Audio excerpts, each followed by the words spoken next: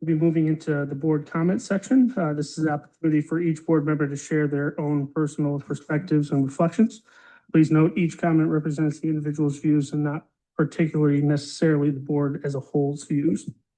With that, I would ask that we keep it to about 5 minutes or so. Ms. Hoipkemier, you have the floor.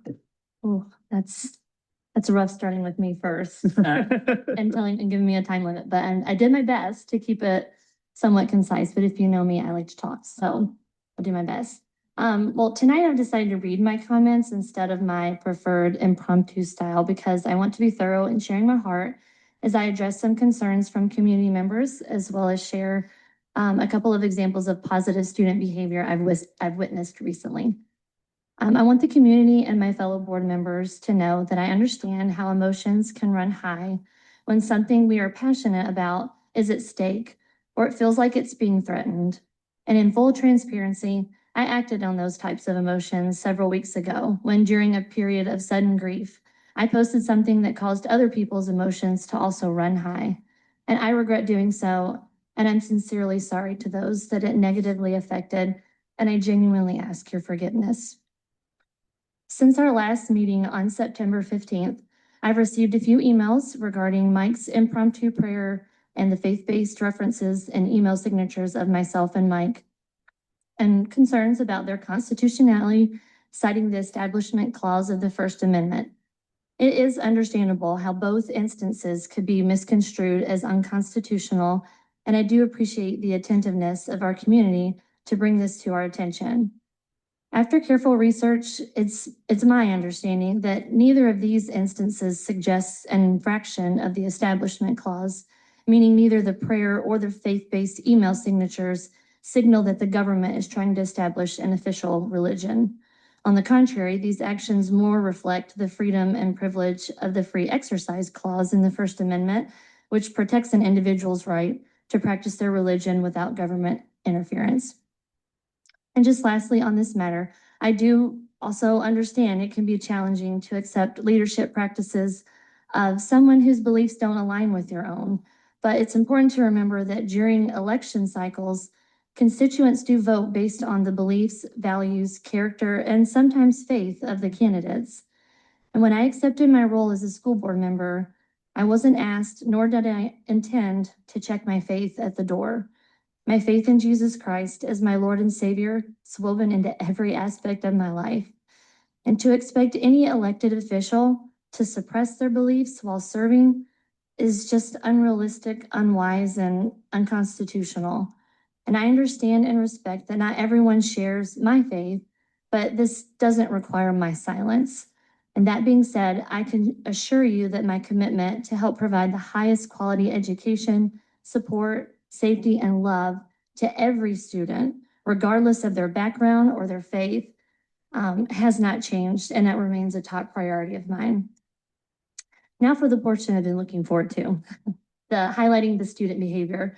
At the high school football game Friday night against Northview, I witnessed one of our defensive players, I believe it was number 76, and I think his name was AJ Miller, if I caught that right, make a remarkable play by scooping up a stripped ball and giving it his all as he headed towards the end zone, and he was giving it his all.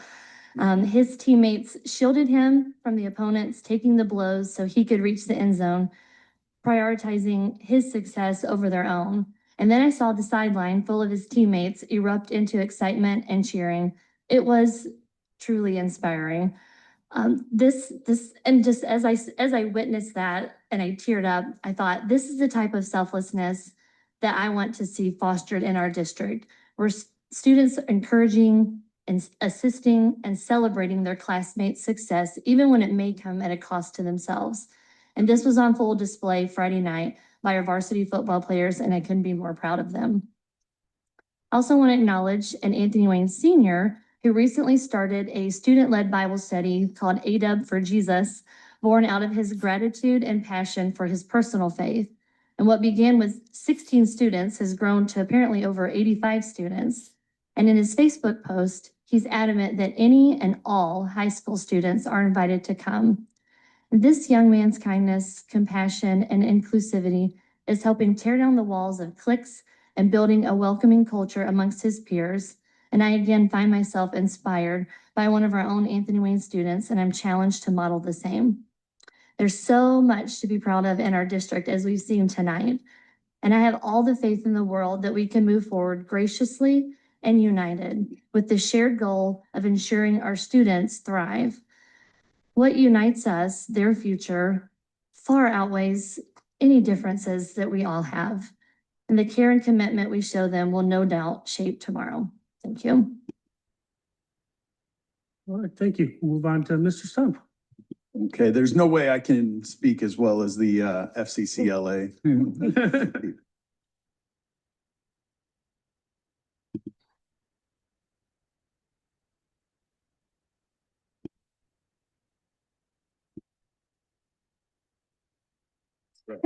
I also was planning on reading mine tonight. I may go on and off, but last month's meeting came at a time when emotions were high for many people in our community. I still share the sadness and concern that comes when the country feels divided and political tensions spill into violence. I want to start by repeating this quote. When people stop talking, really bad stuff starts. When marriages stop talking, divorce happens.